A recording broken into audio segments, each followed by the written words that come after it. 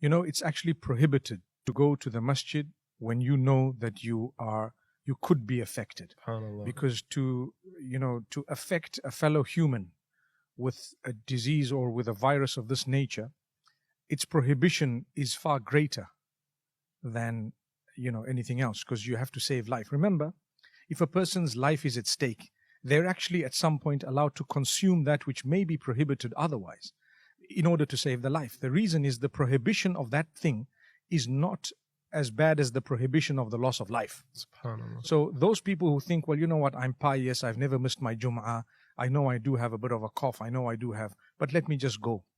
They're actually perpetrating something heinous. It's a major sin, actually.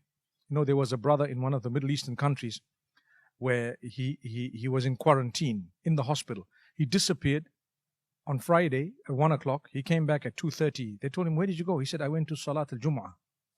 And he had the virus. And it's just a shame that people think, no, how could you say this? This is Jum'ah. But you know what? It has happened in the past. And it's not going to be the last time. It's going to happen in the future. This is where all the rules and regulations come in. Mufti, I guess it all comes back to the importance of having that knowledge. Like, it's not enough to just have good intentions, because you think you're doing something good, but without the right knowledge, you could in fact be committing a grave sin. And that's the scary part about it. And just on that note of knowledge, there's a lot of talk going around that coronavirus is a punishment from Allah.